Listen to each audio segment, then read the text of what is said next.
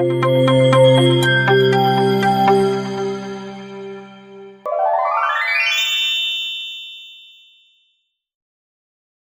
कहानी है एक छोटे से गांव देवपुरी की, जो घने जंगलों और ऊंचे पहाड़ों से घिरा हुआ था। गांव के लोग सरल और शांति प्रिय थे, लेकिन उनके दिलों में एक डर बसा हुआ था, एक किंवदंती का। कहा जाता था कि जब सर्दियों की कड़कड़ाती रात में पावस चलता और चांद बादलों में छिप जाता, तो एक विचित्र प्राणी गांव में घुस आता था। वह कोई साधारण चोर या जानवर नहीं था, वह रजाई मांगता था, सिर्फ रजाई। इसीलिए उसके लिए नाम पड़ गया था रजाई वाला राक्षस। बच्चे डरते थे, बुजुर्ग चुपचाप सिर हिलाते थे और जवान उसकी बात को अंधविश्वास कहकर टाल देते थे। लेकिन जिस रात यह कहानी शुरू होती है, वह रात सबसे करकराती थी, सबसे अंधेरी थी और सबसे डरावनी थी। हवा सीटी बजा रही थी, जैसे कोई बांसुरी बजाने वाला प्रेत हो। पेड़ों की सूखी टहनियां एक दूसरे से टकराकर खड़खड़ की आवाज कर रही थीं। देवपुरी के सभी घरों के दरवाजे और खिड़कियां अंदर से बंद थे। धुएं की लकीरें चिमनियों से निकलतीं और ठंडी हवा में मिलकर गुम हो जातीं। गांव के छोर पर एक पुरानी और अलग थलग झोपड़ी में बैठे थे बुढ़िया दादी माया और उनका पोता अर्जुन। झोपड़ी की दीवारों के बीच से ठंडी हवा के झोंके भीतर घुस रहे थे। चूल्हे पर रखा मिट्टी का दिया टिमटिमा रहा था। दादी, आज रात बहुत ज्यादा ठंड है, लगता है बर्फ गिरेगी। नहीं बेटा, बर्फ नहीं गिरेगी। ये ठंड उसकी है, उस राक्षस की। अर्जुन की आंखें फैल गईं। उसने दादी की ओर देखा। दिए की लौ से उछलती छिपती परछाइयों में उनका चेहरा और भी गंभीर लग रहा था। सच में दादी, वो रजाई वाला राक्षस? पापा कहते हैं ये सब बकवास है। तेरे पापा अभी जवान है बेटा, उन्होंने उसे देखा नहीं है, लेकिन मैंने देखा है 60 साल पहले, जब मैं तेरी उम्र की थी। दादी माया की आवाज में हल्का सा कंपन था। अर्जुन अपनी रजाई और अपने डर दोनों को समेटते हुए उनके और पास सरक आया। हवा रो रही थी। तभी दरवाजे पर दस्तक हुई। धड़म धड़म धड़म, धीमी भारी। मेरे पिता ने पूछा, कौन? कोई जवाब नहीं आया, सिर्फ एक आवाज आई, रजाई दो। फिर क्या हुआ दागी? मेरे पिता बहादुर थे। उन्होंने दरवाजा खोला और वहां खड़ा था वो। उसका कद इतना ऊंचा था कि उसे देखने के लिए सिर पीछे करना पड़ता। उसका शरीर सूखे पत्तों और जमी हुई मिट्टी जैसा लगता था। उसकी आंखें, अर्जुन, उसकी आंखें बिल्कुल खाली थीं, जैसे दो काले गहरे कुएं, लेकिन उनमें एक टीस थी, एक ऐसी ठंडक जो हड्डियों तक को जमा दे। और फिर क्या उसने कुछ किया? वो बस खड़ा रहा और उसने फिर कहा, रजाई दो। उसकी आवाज ऐसी थी जैसे बर्फ के टुकड़े एक साथ रगड़े जा रहे हों। मेरी माँ ने डर के मारे सबसे मोटी रजाई उठाकर उसे दे दी। उसने रजाई ली और बिना कुछ कहे चला गया। अगली सुबह वो रजाई गांव के किनारे जंगल की ओर जाने वाले रास्ते पर पड़ी मिली, बर्फ से ढकी हुई पर बिल्कुल साफ। वो रजाई क्यों लौटा देता है? कोई नहीं जानता बेटा। कुछ कहते हैं वो श्रापित है, कुछ कहते हैं वो ठंड से जम चुकी किसी आत्मा का अवशेष है। पर आज रात उसकी पुकार और जोरदार होगी। तू सो जा, मैं जाग रही हूँ। लेकिन अर्जुन की नींद उड़ चुकी थी। उसके कान हर आवाज को सुनने के लिए तैयार थे। और तभी दूर से, गांव के दूसरे छोर से एक चीख सुनाई दी। चीख इतनी तीखी और डरावनी थी कि अर्जुन एकदम से सीधा बैठ गया। दादी माया ने दिया बुझा दिया और अंधेरे में अर्जुन का हाथ थाम लिया। उनका हाथ ठंडा था और कांप रहा था। गांव में हलचल शुरू हो गई। लोगों की आवाजें, दरवाजों के खुलने की आवाज। फिर कुछ देर बाद उनके घर के दरवाजे पर जोरदार दस्तक हुई। माँ, अर्जुन, दरवाजा खोलो। दादी माया ने दरवाजा खोला। रमेश अंदर आया। उसके साथ गांव के कुछ और युवक थे। उन सब के हाथों में लाठियां और मशालें थीं। रमेश का चेहरा गुस्से और डर के मिले जुले भाव से तमतमा रहा था। वो आ गया है माँ। सुभाष की दुकान का ताला तोड़ दिया है, पूरी दुकान उजाड़ दी, पर कुछ नहीं चुराया। बस सबसे नई वाली गद्देदार रजाई गायब है। और वो निशान, बर्फ पर उसके पैरों के निशान, वो इंसान के नहीं है दादी, वो बहुत बड़े हैं, विचित्र से। दादी माया ने आंखें बंद कर ली। मैंने कहा था ना, आज रात उसकी भूख ज्यादा या? ये भूख कुछ नहीं है माँ। कोई पागल या वन मानुष है जो ठंड से बचने के लिए रजाई चुरा रहा है। हम उसे ढूंढ निकालेंगे। हम सब गांव के नौजवान हैं, हमें डराना मुश्किल है। रमेश, तू मेरी एक न सुन। उससे भिड़ना मृत्यु को दावत देना है। वो ताकतवर है पर दुखी भी है। उसे रजाई दो और वो चला जाएगा। नहीं माँ, अब बहुत हो चुका। हर साल सर्दियों में ये तमाशा, गांव वाले डरे रहते हैं। आज हम इसका अंत करेंगे। चलो दोस्तों। रमेश और उसके साथी मशाले लिए बाहर निकल गए। उनकी आवाजें धीरे धीरे दूर होती गईं। अर्जुन खिड़की की ओर भागा। उसने देखा मशालों की लौएं गांव की गलियों में इधर उधर भटक रही थीं, जैसे अंधेरे के समुद्र में लहराती नावें। दादी, पापा को कुछ नहीं होगा? दादी माया ने कोई जवाब नहीं दिया। वह मन ही मन कुछ प्रार्थना कर रही थीं। तभी गांव के बीचों बीच एक और चीख गूंजी। यह चीख और भी भयानक थी, जिसमें डर के साथ साथ हैरानी भी थी। गांव के चौक में रमेश और उसके दल ने जो दृश्य देखा, उससे उनके प्राण सूख गए। चौक के बीचों बीच एक पुराने बरगद के पेड़ के नीचे खड़ा था वह प्राणी। उसकी ऊंचाई 10 फुट से भी अधिक लग रही थी।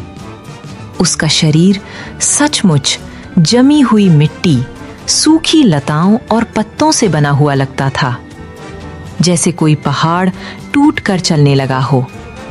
उसकी बाहें लंबी थीं, उंगलियां पतली और नुकीली। उसने सुभाष की दुकान से ली हुई नई रजाई अपने एक हाथ में लपेट रखी थी। मशाल की रोशनी में उसकी आंखें चमक रही थीं, गहरी, खाली और असीम दर्द से भरी हुई। घबराओ मत, हम साथ हैं। अय्यर, राक्षस या जो भी तू है, हमारे गांव से चला जा। हमें डराना बंद कर। राक्षस ने धीरे धीरे अपना सिर घुमाया। उसकी गर्दन से पत्थर रगड़ने जैसी आवाज आई। उसकी नजरें रमेश पर टिक गईं। ठंड है, रजाई दो। तूने एक ले ली, अब जा यहाँ से। यह गर्मी नहीं देती, सिर्फ कपड़ा है। असली गर्मी चाहिए, असली रजाई। उसने असली रजाई शब्द इतनी तड़प के साथ कहे कि सबके रोंगटे खड़े हो गए। फिर उसने एक कदम आगे बढ़ाया। उसका पैर जमीन पर पड़ा और जमीन हिल गई। भगवान, ये क्या है? भय के आवेश में विजय ने अपनी लाठी उठाकर राक्षस की ओर बढ़कर वार किया। लाठी उसकी टांग से टकराई और चकनाचूर हो गई, जैसे वह पत्थर की बनी हो। राक्षस ने विजय की ओर देखा। उसने अपनी लंबी बाह बढ़ाई और विजय को उठा लिया। विजय हवा में बेबस लटक गया। छोड़ो मुझे, छोड़ दो। तुम डरते हो? तुम्हारा डर ठंडा है, मुझे गर्मी चाहिए, तुम्हारे अंदर की गर्मी। और फिर एक अद्भुत घटना हुई। राक्षस ने विजय को जोर से नहीं बल्कि धीरे से अपनी छाती से लगा लिया। विजय चिल्लाया, लेकिन उसकी चिल्लाहट जल्द ही थम गई। उसके शरीर से एक हल्की सुनहरी चमक निकलती हुई दिखाई दी। वह चमक राक्षस के शरीर में समा गई। विजय बेहोश होकर राक्षस की बाहों में लटक गया। राक्षस ने उसे धीरे से जमीन पर रख दिया। राक्षस के शरीर से जमी हुई मिट्टी के कुछ टुकड़े झड़ कर गिरे और उस जगह से एक क्षीण गर्म चमक आती हुई दिखी, जो तुरंत बुझ गई। तूने उसका क्या किया? गर्मी थोड़ी सी आई, पर काफी नहीं और चाहिए। तुम नहीं डरे? तुम्हारी गर्मी ज्यादा मजबूत होगी। रमेश समझ गया, ये राक्षस शारीरिक गर्मी नहीं, इंसानी शरीर की आंतरिक ऊष्मा, शायद जीवन शक्ति चुरा रहा था। डर से उसकी ऊर्जा कमजोर पड़ती थी, इसलिए वो डराने की कोशिश करता था। साहस और गुस्से से भरा व्यक्ति उसके लिए गर्म भोजन था। ये हमारी जिंदगी की गर्मी चूसता है। लेकिन राक्षस तेज था। उसने एक छलांग लगाई और रमेश के सामने आ गया। उसकी सांसें बर्फीली हवा की तरह रमेश के चेहरे से टकराईं। तभी एक पतली कांपती आवाज गूंजी, उसे छोड़ दो, मेरे पापा को छोड़ दो। सबने मुड़कर देखा। अर्जुन वहां खड़ा था। उसके हाथ में दादी माया की पुरानी पतली रजाई थी। उसके पैर कांप रहे थे, लेकिन उसकी आंखों में आंसू भी थे और गुस्सा भी। राक्षस ने रमेश को छोड़ दिया और धीरे धीरे अर्जुन की ओर मुड़ा। उसकी खाली आंखों में कोई भाव नहीं था, लेकिन उसके मुड़ने के तरीके में एक जिज्ञासा थी। एक बच्चा, छोटी गर्मी। ये लो, ये रजाई मेरी दादी की है, इसमें बहुत गर्मी है, ले जाओ और चले जाओ। बहुत समय हुआ, बहुत ठंड झेली। मैं बर्फ का राजकुमार था। सब लोग हैरान होकर सुन रहे थे। रमेश ने विजय को उठाकर एक ओर बैठा दिया था, जो अब होश में आ रहा था। बर्फ का राजकुमार? तुम इंसान थे? राक्षस ने सिर हिलाया। वह धीरे धीरे जमीन पर बैठ गया, जैसे उसके पैरों ने उसका साथ देना बंद कर दिया हो। उसके चारों ओर की हवा अब उतनी ठंडी नहीं लग रही थी। बहुत पुरानी कहानी है। मेरा राज्य उत्तर के सबसे ठंडे पहाड़ों में था। हम ठंड से डरते नहीं थे, उसके साथ रहते थे। पर मैं लालची था। मैंने चाहा सूरज की गर्मी को कैद करना। एक जादूगर से मैंने एक जादुई रजाई बनवाई, जो सूरज की किरणों को सोखकर हमेशा गर्म रहती। उसने एक गहरी सांस ली, जिससे उसकी छाती में दरारें सी पड़ गईं। पर जादू गलत हुआ। रजाई ने गर्मी सोखी, पर छोड़ी नहीं। उसने मेरे शरीर की सारी गर्मी, मेरी भावनाओं की सारी गर्मी खींच ली। मुझे छोड़ दिया इस पत्थर और बर्फ के खोल में।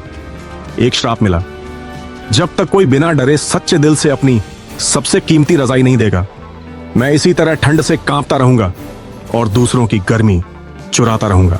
उसने दादी माया की रजाई को और ताकत से पकड़ लिया। ये रजाई, इसमें सिर्फ ऊन नहीं है, इसमें एक माँ की लोरी है, एक बेटे का पहला कदम है, परिवार की यादों की गर्माहट है। यही वह असली रजाई है जिसकी मुझे तलाश थी। उसका शरीर अब तेजी से बदल रहा था। जमी हुई मिट्टी की परतें गिर रही थीं और उनके नीचे से एक नीली पारदर्शी बर्फ जैसी चमक निकल रही थी। उसका रूप छोटा हो रहा था। अब वह एक साधारण इंसान के आकार का हो गया था, एक सुनहरे बालों वाले युवक की तरह, जिसका शरीर पारदर्शी बर्फ से बना हुआ था और अंदर एक सुनहरी लौ जल रही थी। वह खूबसूरत था, पर उसकी आंखों में अब भी वही पुराना दर्द था। अब तुम ठीक हो गए? श्राप टूट गया है। तुमने मुझे वह दिया जो मैं चाहता था, बिना शर्त की देना, बिना डर का प्यार। अब मैं विश्राम कर सकता हूँ। उसने दादी माया की रजाई वापस अर्जुन की ओर बढ़ाई। ऐसे रख लो, इसकी गर्मी अब मेरे अंदर है और मेरे पास तुम्हारे लिए एक तोहफा है। उसने अपनी बर्फीली उंगलियां अर्जुन की हथेली पर रखीं। एक ठंडी चिंगारी सी दौड़ गई, पर उसके बाद एक सुखद गर्मी फैलने लगी। अर्जुन की हथेली पर एक निशान उभरा, एक छोटी सी बर्फ की कली की आकृति, जिसके बीच में एक सुनहरा बिंदु था। जब भी तुम्हें ठंड लगे, इस निशान को छू लेना। तुम्हारे आसपास की हवा गर्म हो जाएगी। और याद रखना, सबसे बड़ी गर्मी डर से नहीं, बल्कि देने से आती है। उसने गांव वालों की ओर देखा, जो अब डर के बजाय हैरानी और करुणा से देख रहे थे। माफ करना मेरे द्वारा किए गए डर के लिए। मैं केवल गर्म होना चाहता था। और फिर वह युवक धीरे धीरे चमकने लगा। उसका शरीर हवा में उड़ते हुए बर्फ के कणों में बदलने लगा। कण चमक रहे थे जैसे हजारों जुगनू। वे हवा में तैरते हुए आकाश की ओर उठने लगे। ऊपर बादल छट गए थे और चांद निकल आया था। चांद की रोशनी में वे बर्फ के कण हीरे की तरह चमक रहे थे। फिर एक हल्की गुनगुनी बर्फबारी शुरू हो गई, लेकिन ये बर्फ ठंडी नहीं थी। जब वो गिरती त्वचा पर पड़ती तो एक सुखद गर्मी का एहसास कराती और पिघलकर एक ताजगी भरी नमी छोड़ जाती। राक्षस गया था। उसकी जगह एक शांति और एक अद्भुत गर्मी ने ले ली थी।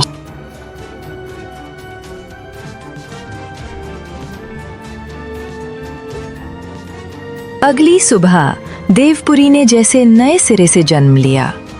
सूरज की किरणें विशेष रूप से गर्म लग रही थीं। लोग अपने अपने घरों से बाहर निकले। सुभाष की दुकान के सामने उसकी गद्देदार रजाई लिपटी हुई पड़ी थी, बिल्कुल साफ। विजय पूरी तरह ठीक था, बस थोड़ा कमजोर महसूस कर रहा था। रमेश ने अर्जुन को गले लगा लिया, उसके सिर पर हाथ फेरा। मैं गलत था बेटा, तूने आज हम सबको बचाया। तेरा और दादी का विश्वास सही था। उसे शांति मिल गई, श्राप टूट गया। गांव के लोगों ने मिलकर तय किया कि वे इस रात को हमेशा याद रखेंगे।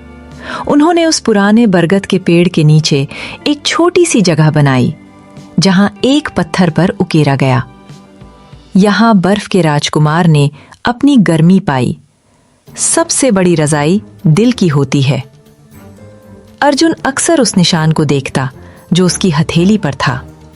सर्दियों में जब ठंड पड़ती, वो उसे छू लेता और उसके आसपास एक अदृश्य सुखद गर्मी का घेरा बन जाता। वो इस गर्मी को अपने परिवार और दोस्तों के साथ बांटता। और कहानियां बदल गईं। अब देवपुरी में बच्चों को सुलाते समय माएं डरावनी कहानियां नहीं सुनाती थीं। वे एक ऐसे राजकुमार की कहानी सुनाती थीं जो ठंडा हो गया था और एक बहादुर बच्चे ने उसे अपनी दादी की रजाई देकर उसके दिल में फिर से गर्मी भर दी थी। वे कहती, जब भी तुम्हें ठंड लगे, याद करना, सबसे गर्म चीज प्यार है, और जो प्यार बांटता है उसके पास कभी ठंड नहीं रहती। रजाई वाला राक्षस का डर खत्म हो गया था। उसकी जगह एक गर्म याद ने ले ली थी। एक याद जो हर सर्द रात में हर रजाई के नीचे गांव वालों के दिलों को गर्माहट से भर देती थी। और कभी-कभी बहुत ठंडी रातों में जब चांद चमकता और बर्फ गिरती, लोग कहते कि उन्हें हवा में हल्की सी खुशी भरी सीटी सुनाई देती है। और वे जानते थे कि बर्फ का राजकुमार अब कहीं दूर अपने बर्फ के महल में आखिरकार गर्म और खुश है।